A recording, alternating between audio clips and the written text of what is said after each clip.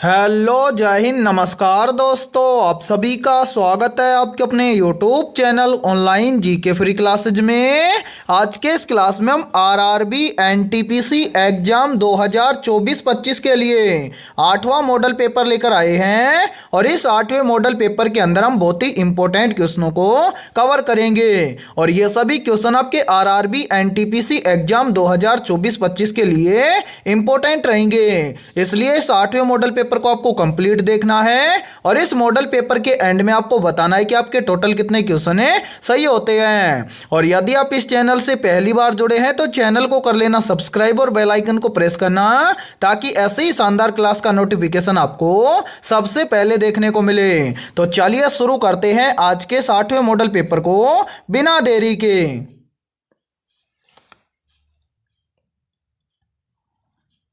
पहला प्रश्न है आप सभी के सामने। नीचे दिए गए प्रश्न में प्रश्न चिन्ह के स्थान पर आने वाले संबंधित शब्द का चयन करें। यानी कि यहाँ पर आप सभी के सामने जो प्रश्न दिया गया है ये प्रश्न एनालॉजी से संबंधित प्रश्न दिया गया है और आपसे पूछा गया है कि आगरा का संबंध उत्तर प्रदेश के साथ में है, सेम इसी प्रकार से मुंबई का संबंध किसके साथ में होगा। तो इस टाइप के प्रश्न को आप एग्जाम में देखते हैं फटाफट से मात्र 2 से 3 सेकंड में कैसे सोल्व करेंगे। तो वो देखिए जब भी इस टाइप का प्रश्न आपको एग्जाम में दिया जाए तो आपको क्या करना है, सबसे पहले आपको यहां पर देखना है कि आगरा और उत्तर प्रदेश के बीच में क्या रिलेशन है। तो मेरे भाई यहां पर देखिए आगरा का संबंध उत्तर प्रदेश के साथ में कैसे है। तो जो आगरा शहर है मेरे भाई ये आगरा शहर उत्तर प्रदेश राज्य के अंदर स्थित है। अब इसी प्रकार से हमें बताना है कि जो मुंबई शहर है यह मुंबई शहर किस राज्य के अंदर स्थित है। तो मेरे भाई याद रखना जो मुंबई शहर है यह महाराष्ट्र राज्य के अंदर स्थित है। तो इस प्रश्न चिन्ह के स्थान पर शब्द भरा जाएगा महाराष्ट्र।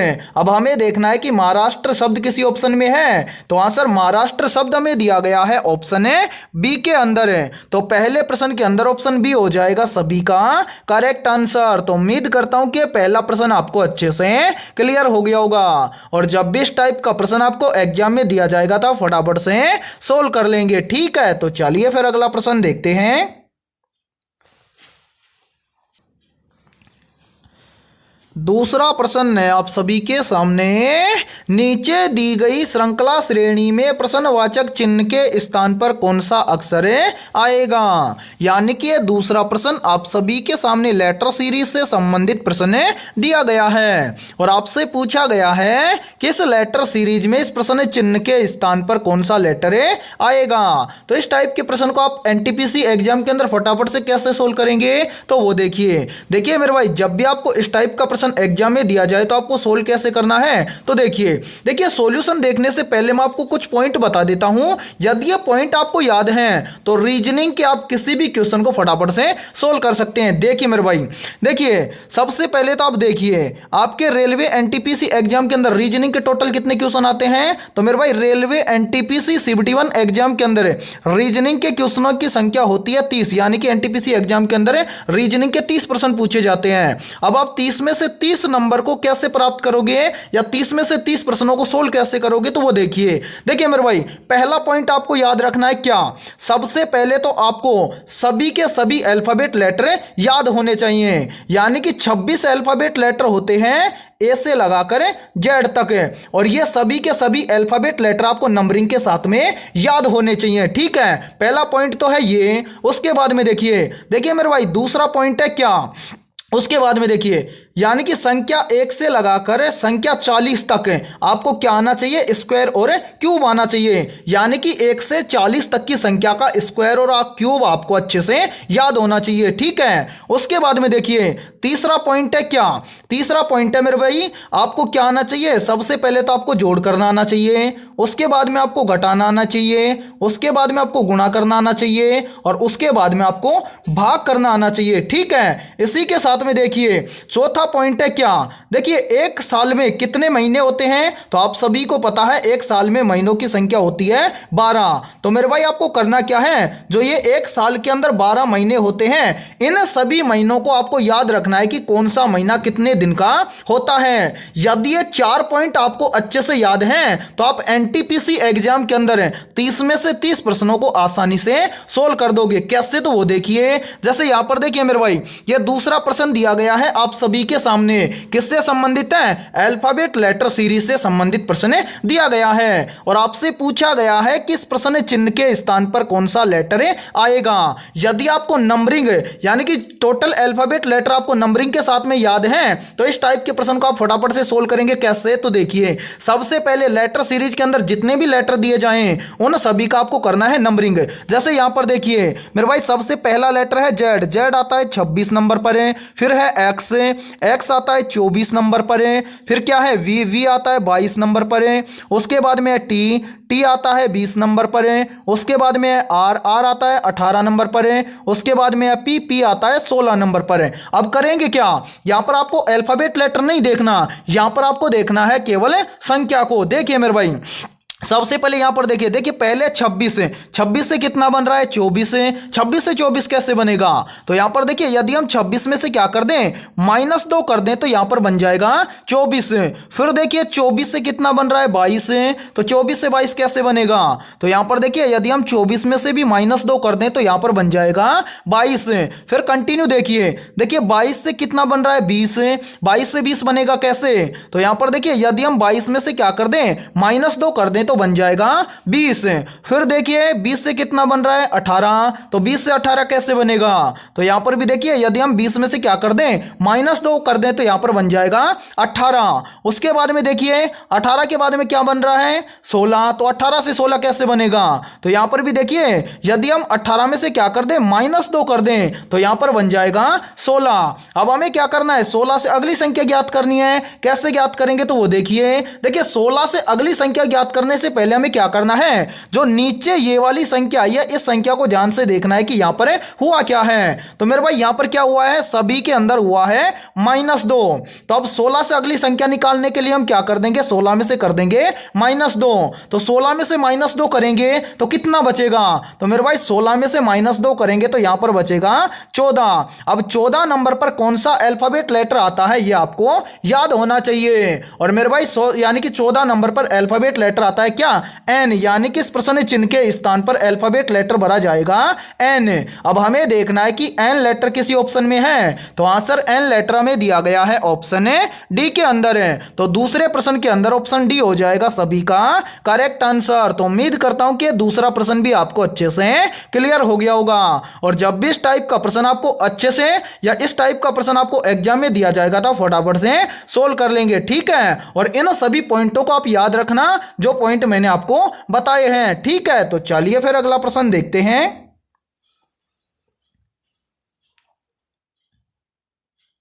तीसरा प्रश्न है आप सभी के सामने, नीचे दिए गए विकल्पों में से संबंधित संख्या को चुनिए। यानी कि तीसरा प्रश्न आप सभी के सामने नंबर एनालॉजी से संबंधित प्रश्न दिया गया है और आपसे पूछा गया है कि 24 का संबंध 46 के साथ में है तो 45 का संबंध किस संख्या के साथ में होगा। तो इस टाइप के प्रश्न को आप एग्जाम में देखते ही फटाफट से कैसे सोल्व करेंगे, तो वो देखिए मैं आपको काफी बार बता चुका हूं कि इस टाइप के प्रश्न को आप एग्जाम में फटाफट से सोल्व कैसे करेंगे। तो देखिए मेरे भाई इस प्रश्न को सोल्व किया गया है कैसे, तो देखिए करना क्या है, सबसे पहले आपको यहां पर देखना है कि 24 का संबंध 46 के साथ में कैसे है। यानी कि जिस प्रकार से 24 से 46 बना है उसी प्रकार से हम यहां पर बताएंगे कि 45 से इस प्रश्न चिन्ह के स्थान पर क्या बनेगा। अब 90% स्टूडेंट यहां पर बोलेंगे कि सर यहां पर देखिए, यहां पर 24 से 46 बन जाएगा कैसे, यदि हम क्या करें इस 24 के अंदर प्लस 22 कर दें तो 24 और 22 मिलकर बन जाएगा 46, और 46 यहां पर देखिए आप सभी के सामने दिया भी गया है। ठीक है, तो अब क्या करेंगे, यही सेम लॉजिक हम लगाएंगे 45 के अंदर और इस प्रश्न चिन्ह की वैल्यू ज्ञात करेंगे। तो करेंगे क्या, सेम इसी 24 की तरह इस 45 के अंदर भी क्या कर देंगे, प्लस 22 कर देंगे। तो 45 और 22 कितना हो जाएगा, तो मेरे भाई 45 और 22 हो जाएगा 67। अब हमें देखना है कि 67 किसी ऑप्शन में है, तो ध्यान से देखिए किसी भी ऑप्शन के अंदर हमें 67 नहीं दिया गया है, यानी कि इस प्रश्न को इस लॉजिक के आधार पर हम सोल्व नहीं कर सकते हैं। तो ऐसी कंडीशन में हम क्या करेंगे, तो वो देखिए मेरे भाई, जब प्रश्न एक लॉजिक से सोल्व ना हो तो आपको क्या करना है, दूसरा लॉजिक लगाना है। अब दूसरा लॉजिक आप कब लगाएंगे, जब आपको दूसरा लॉजिक याद होगा। तो मेरे भाई देखिए यहां पर दूसरा लॉजिक है क्या, या फिर किस लॉजिक के आधार पर इस प्रश्न को सोल्व किया गया है, तो वो देखिए यहां पर, देखिए यहां पर 24 से 46 बन जाएगा कैसे, तो देखिए यहां पर क्या किया गया है, इस 24 का पहले किया गया है 2 गुना। तो 24 का 2 गुना कितना होता है, तो आप सभी को पता है 24 का 2 गुना होता है 48। अब 48 से 46 बन जाएगा कैसे, तो इस 48 में से -2 करके यहां पर लिखा गया है 46। और मेरे भाई ध्यान से देखिए 46 यहां पर आप सभी के सामने दिया गया है। अब इसी प्रकार से हम क्या करेंगे, यही सेम लॉजिक हम लगाएंगे 45 के अंदर और इस प्रश्न चिन्ह की वैल्यू ज्ञात करेंगे। तो करेंगे क्या, सेम इसी 24 की तरह इस 45 का हम सबसे पहले कर देंगे 2 गुना।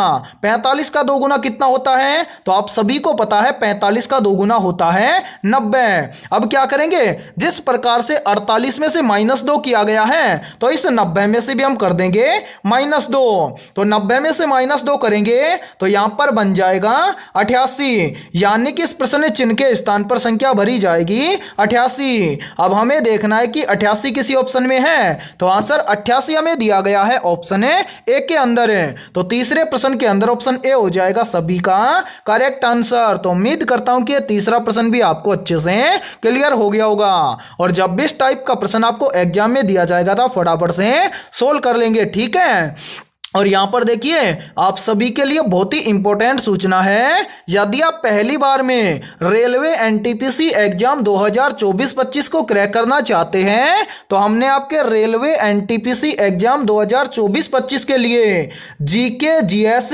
Mathematics, science, current affairs, reasoning और इन सभी के अलावा बेसिक कंप्यूटर के साथ में हमने टॉपिक वाइज लगभग 21,000 प्लस मोस्ट इंपोर्टेंट क्वेश्चनों का पीडीएफ तैयार किया है। यदि आप ये 21,000 प्लस क्वेश्चनों का पीडीएफ लेना चाहते हैं तो आप हमारे इस व्हाट्सएप नंबर पर कांटेक्ट करके ले सकते हैं, और इस पीडीएफ की प्राइस हमने रखी है मात्र और मात्र 51 रुपए, यानी कि 51 रुपए की फीस के अंदर आपको 21,000 प्लस क्वेश्चनों का पीडीएफ दिया जाएगा।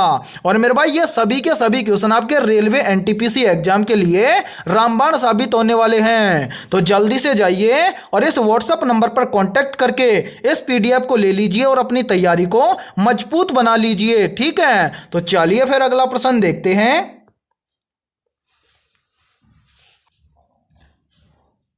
चौथा प्रश्न है आप सभी के सामने, नीचे दिए गए प्रश्न में प्रश्न चिन्ह के स्थान पर आने वाले संबंधित शब्द का चयन करें। यानी कि ये चौथा प्रश्न आप सभी के सामने एनालॉजी से संबंधित प्रश्न दिया गया है, और आपसे पूछा गया है कि द्रव का संबंध है लीटर के साथ में, तो वजन का संबंध किस शब्द के साथ में होगा। तो इस टाइप के प्रश्न को आप एग्जाम में देखते ही फटाफट से सोल्व कैसे करेंगे, तो वो देखिए जब भी इस टाइप का प्रश्न आपको एग्जाम में दिया जाए तो आपको क्या करना है, सबसे पहले आपको यहां पर देखना है कि द्रव का संबंध लीटर के साथ में कैसे है। यानी कि जिस प्रकार से द्रव का संबंध लीटर के साथ में है उसी प्रकार से हम यहां पर बताएंगे कि वजन का संबंध किस शब्द के साथ में होगा। तो मेरे भाई द्रव का संबंध लीटर के साथ में कैसे है, तो देखिए कोई भी द्रव पदार्थ होता है उसको हम मापते हैं किसके अंदर, लीटर के अंदर है। अब इसी प्रकार से यहां पर देखिए जो वजन होता है या किसी पदार्थ का वजन होता है, इस वजन को हम किसके अंदर है,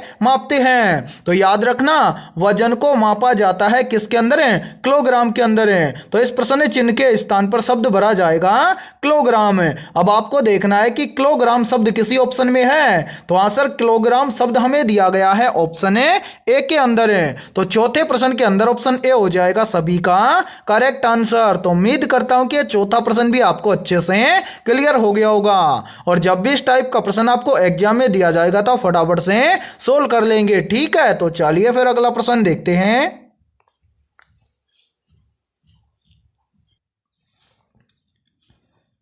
पांचवा प्रश्न है आप सभी के सामने, उस संख्या का चयन करें जो निम्नलिखित श्रृंखला में प्रश्न चिन्ह को प्रतिस्थापित कर सकती है। यानी कि पांचवा प्रश्न आप सभी के सामने सीरीज से संबंधित प्रश्न दिया गया है और आपसे पूछा गया है कि इस सीरीज में इस प्रश्न चिन्ह के स्थान पर कौन सी संख्या आएगी। तो इस टाइप के प्रश्न को आप एग्जाम में सोल्व कैसे करेंगे, तो वो देखिए आपको जब भी एग्जाम में सीरीज से संबंधित प्रश्न दिया जाए तो आपको क्या करना है, सबसे पहले तो आपको यह देखना है कि सीरीज में आपको क्या क्या दिया गया है। तो यहां पर देखिए सीरीज में हमें दिया गया है सबसे पहले 5, 5 के बाद में 10, 10 के बाद में 17, 17 के बाद में 26 और 26 के बाद में आपसे पूछा गया है कि इस प्रश्न चिन्ह के स्थान पर कौन सी संख्या आएगी। तो यहां पर ध्यान से देखिए इस सीरीज को किस लॉजिक के आधार पर सोल्व किया गया है, तो वो देखिए यहां पर देखिए मेरे भाई सबसे पहले संख्या दी गई है 5, 5 के बाद में संख्या बन रही है 10,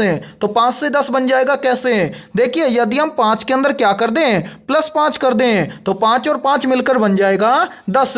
इसी प्रकार से आगे देखिए 10 से कितना बन रहा है 17, 10 से 17 कैसे बनेगा, तो यहां पर देखिए यदि हम 10 के अंदर क्या कर दें +7 कर दें तो 10 और 7 मिलकर बन जाएगा 17। फिर देखिए 17 से कितना बन रहा है 26, तो 17 से 26 कैसे बनेगा, तो यहां पर देखिए यदि हम 17 के अंदर क्या कर दें +9 कर दें तो 17 और 9 मिलकर बन जाएगा 26। अब इसी प्रकार से आपसे पूछा गया है कि 26 के बाद में इस प्रश्न चिन्ह के स्थान पर कौन सी संख्या आएगी। तो प्रश्न चिन्ह की वैल्यू ज्ञात करने से पहले आपको क्या करना है, नीचे जो संख्या आई है इस संख्या को ध्यान से देखना है कि यहां पर हुआ क्या है। तो मेरे भाई यहां पर ध्यान से देखिए सबसे पहले 5 से 10 बना कैसे +5 करने से, 10 से 17 बना कैसे +7 करने से, 17 से 26 बना कैसे +9 करने से, यानी कि सभी में क्या हो रहा है प्लस हो रहा है। तो इतना हमें भी पता चल गया कि आगे भी क्या होगा प्लस होगा, लेकिन कितना प्लस होगा तो वो देखिए यहां पर देखिए मेरे भाई यहां पर देखिए 5 से कितना बन रहा है 7, 5 से 7 बनेगा कैसे, तो देखिए यदि हम 5 के अंदर क्या कर दें +2 कर दें तो 5 और 2 बन जाएगा 7। फिर देखिए 7 से कितना बन रहा है 9, तो 7 से 9 बनेगा कैसे, तो यहां पर भी देखिए यदि हम 7 के अंदर क्या कर दें +2 कर दें तो 7 और 2 मिलकर बन जाएगा 9। अब इसी प्रकार से हम क्या करेंगे 9 से अगली संख्या ज्ञात करेंगे। तो मेरे भाई यहां पर देखिए 9 से अगली संख्या ज्ञात करने के लिए हम क्या करेंगे, सबसे पहले नीचे जो ये वाली संख्या आई है इस संख्या को ध्यान से देखेंगे कि यहां पर हुआ क्या है। तो देखिए 5 से 7 बना कैसे +2 करने से, 7 से 9 बना कैसे +2 करने से, तो देखिए यानी कि सभी में +2 हो रहा है, तो 9 के अंदर भी हम क्या कर देंगे +2 कर देंगे। तो 9 के अंदर +2 करेंगे तो 9 से अगली संख्या ज्ञात हो जाएगी। तो 9 और 2 कितना हो जाएगा, तो मेरे भाई 9 और 2 हो जाएगा 11। अब इस प्रश्न चिन्ह की वैल्यू हम ज्ञात करेंगे कैसे, तो देखिए जो हमारे सामने ये 26 दिया गया है इस 26 के अंदर यदि हम इस 11 को ऐड कर दें तो इस प्रश्न चिन्ह की वैल्यू ज्ञात हो जाएगी। तो मेरे भाई यहां पर देखिए 26 के अंदर यदि हम +11 कर दें तो 26 और 11 कितना बन जाएगा, तो मेरे भाई 26 और 11 बन जाएगा 37, यानी कि इस प्रश्न चिन्ह के स्थान पर संख्या भरी जाएगी 37। अब हमें देखना है कि 37 किसी ऑप्शन में है, तो आंसर 37 हमें दिया गया है ऑप्शन सी के अंदर। तो पांचवें प्रश्न के अंदर ऑप्शन सी हो जाएगा सभी का करेक्ट आंसर। तो उम्मीद करता हूं कि पांचवा प्रश्न भी आपको अच्छे से क्लियर हो गया होगा, और जब भी इस टाइप का प्रश्न आपको एग्जाम में दिया जाएगा तो फटाफट से सोल्व कर लेंगे। ठीक है, और देखिए यदि ये क्लास आपको पसंद आ रही है तो जल्दी से एक बार इस क्लास को लाइक कर दीजिए, और यदि आप इस चैनल से पहली बार जुड़े हैं तो चैनल को कर लेना सब्सक्राइब और बेल आइकन को प्रेस करना, ताकि ऐसी ही शानदार क्लास का नोटिफिकेशन आपको सबसे पहले देखने को मिले। ठीक है, तो चलिए फिर अगला प्रश्न देखते हैं।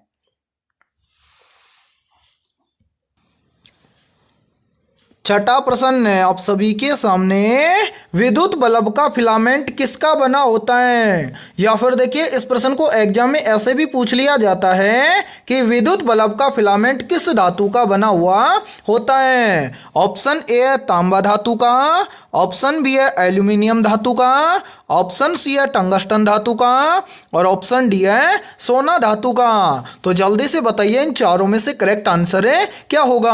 आपसे पूछा गया है कि विद्युत बल्ब का फिलामेंट किस धातु का बना होता है। तो यहां पर देखिए इन चारों में से करेक्ट आंसर हो जाएगा सभी का ऑप्शन है सी, यानी कि विद्युत बल्ब का फिलामेंट बना हुआ होता है टंगस्टन धातु का। तो छठे प्रश्न के अंदर करेक्ट आंसर हो जाएगा सभी का ऑप्शन है सी। तो चलिए फिर अगला प्रश्न देखते हैं। सातवां प्रश्न है आप सभी के सामने, मूलभूत कर्तव्य भारतीय संविधान में किस संशोधन द्वारा जोड़े गए थे? मोस्ट इंपोर्टेंट प्रश्न है ये, तो जल्दी से बताइए इन चारों में से करेक्ट आंसर है क्या होगा?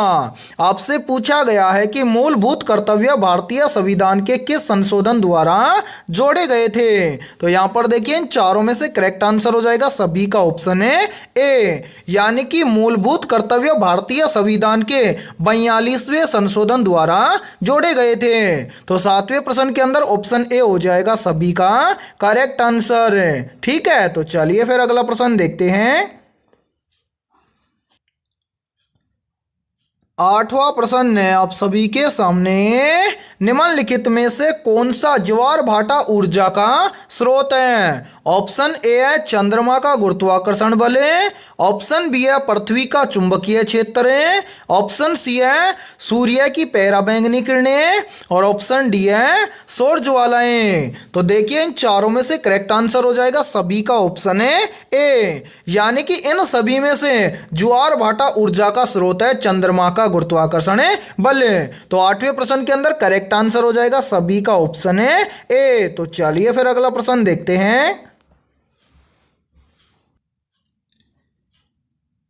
नौवां प्रश्न है आप सभी के सामने, किस प्रक्रिया के द्वारा दूध से क्रीम को अलग किया जाता है? मोस्ट इंपोर्टेंट प्रश्न है ये, चाहे तो आप इस प्रश्न का स्क्रीनशॉट भी ले सकते हैं। आपसे पूछा गया है कि किस प्रक्रिया के द्वारा दूध से क्रीम को अलग किया जाता है। तो मेरे भाई यहाँ पर देखिए इन चारों में से करेक्ट आंसर हो जाएगा सभी का ऑप्शन है बी, यानी कि प्रकनली अपकेंद्रण प्रक्रिया के द्वारा दूध से क्रीम को अलग किया जाता है।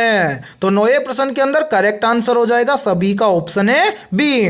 और देखिए इस क्लास के अंदर बहुत ही इंपॉर्टेंट क्वेश्चन होने वाले हैं, इसलिए इस क्लास के अंदर आपको एंड तक बने रहना है और इस क्लास के अंदर आपको बताना है कि आपके टोटल कितने क्वेश्चन है सही होते हैं। ठीक है, और देखिए इन सभी क्वेश्चनों में से यदि किसी भी क्वेश्चन का आंसर आपको पहले से आता हो तो उस क्वेश्चन का आंसर आप कमेंट सेक्शन के अंदर कमेंट करने की कोशिश करें। ठीक है, तो चलिए फिर अगला प्रश्न देखते हैं।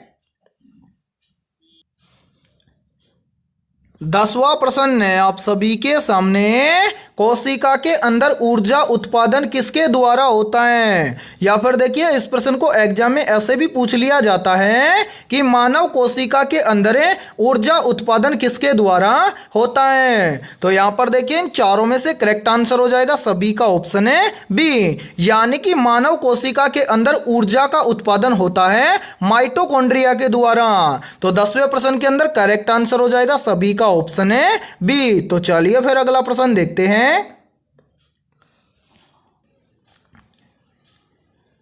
11वां प्रश्न है आप सभी के सामने, नालंदा विश्वविद्यालय को यूनेस्को की विश्व धरोहर सूची में कब जोड़ा गया था? मोस्ट इंपोर्टेंट प्रश्न है ये, चाहे तो आप इस प्रश्न का स्क्रीनशॉट भी ले सकते हैं क्योंकि ये प्रश्न बार बार एग्जाम के अंदर रिपीट होता है। तो जल्दी से बताइए इन चारों में से करेक्ट आंसर है क्या होगा? आपसे पूछा गया है कि नालंदा विश्वविद्यालय को यूनेस्को की विश्व धरोहर सूची में कब जोड़ा गया था। तो यहां पर देखिए चारों में से करेक्ट आंसर हो जाएगा सभी का ऑप्शन है बी, यानी कि नालंदा विश्वविद्यालय को यूनेस्को की विश्व धरोहर सूची में जोड़ा गया था वर्ष 2016 में। तो करेक्ट आंसर हो जाएगा 11वें प्रश्न के अंदर सभी का ऑप्शन है बी। तो चलिए फिर अगला प्रश्न देखते हैं।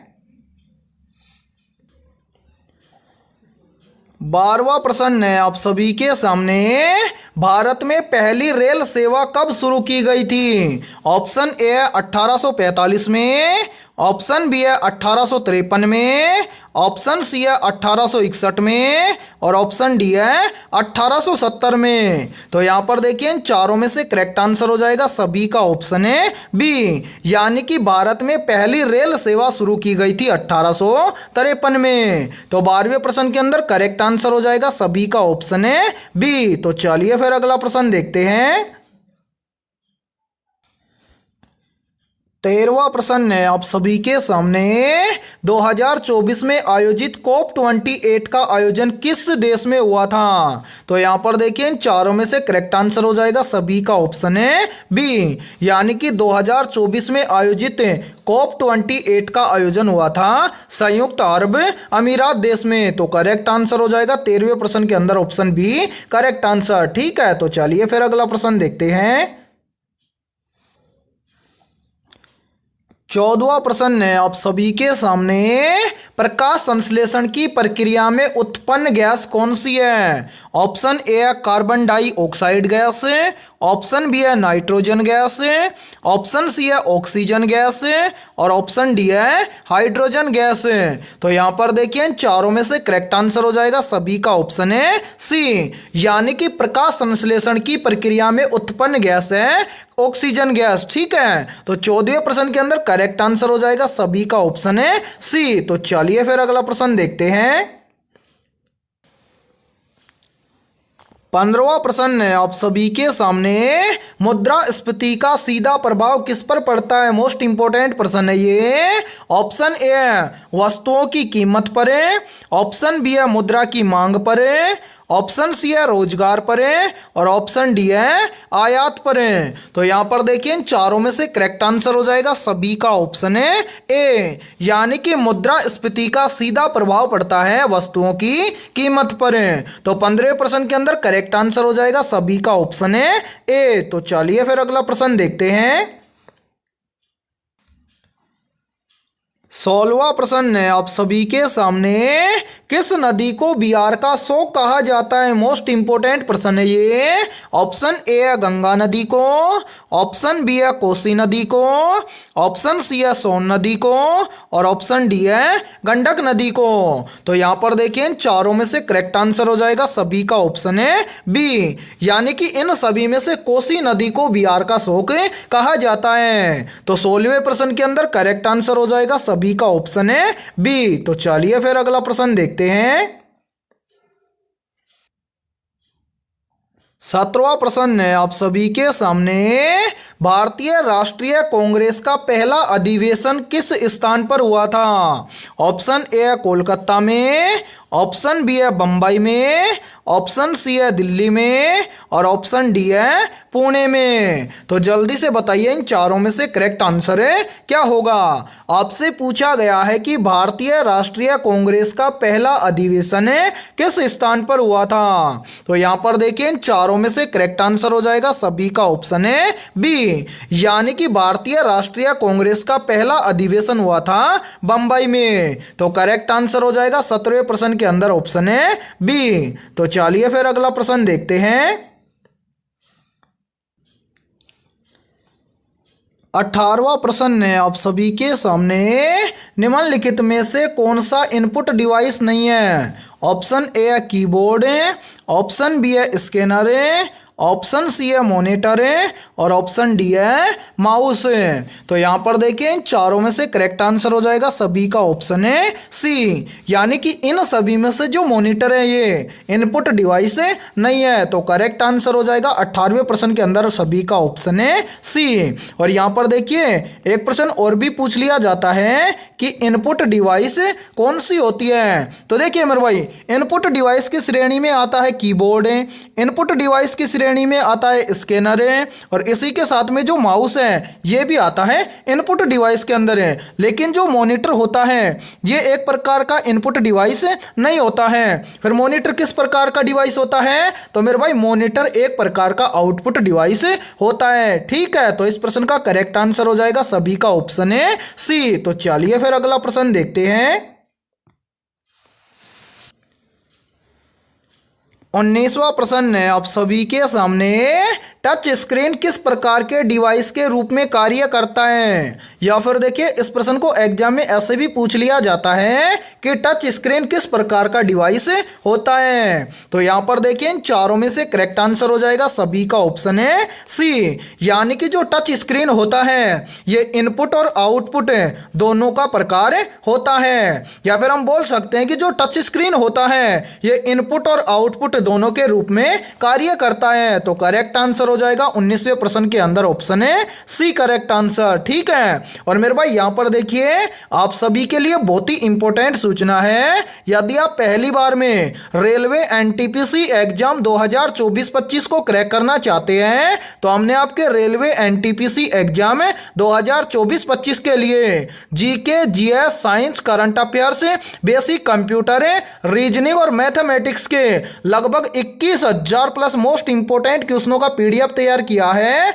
यदि आप ये 21,000 प्लस क्वेश्चनों का पीडीएफ लेना चाहते हैं तो आप हमारे इस व्हाट्सएप नंबर पर कांटेक्ट करके ले सकते हैं। व्हाट्सएप नंबर है 7374826893। ये हमारा व्हाट्सएप नंबर है। इस व्हाट्सएप नंबर पर आप कांटेक्ट करके इस पीडीएफ को ले सकते हैं। और मेरे भाई इस पीडीएफ की प्राइस हमने रखी है मात्र और मात्र 51 रुपए, यानी कि 51 रुपए की फीस के अंदर आपको 21,000 प्लस क्वेश्चनों का पीडीएफ दिया जाएगा। और इन 21,000 प्लस क्वेश्चनों को हमने टॉपिक वाइज कवर किया है। और मेरे भाई जो ये 21,000 प्लस क्वेश्चनों का पीडीएफ है ये आपके रेलवे एनटीपीसी एग्जाम के लिए रामबाण साबित होने वाला है। तो जिन भी अभ्यर्थियों को ये पीडीएफ लेना है वो हमारे इस व्हाट्सएप नंबर पर कॉन्टैक्ट करके ले सकते हैं और अपनी तैयारी को मजबूत बना सकते हैं। ठीक है, और इसी के साथ में हमारे इस यूट्यूब चैनल पर जितने भी क्लासेज होंगी उन सभी क्लासों का पीडीएफ भी आपको बिल्कुल फ्री के अंदर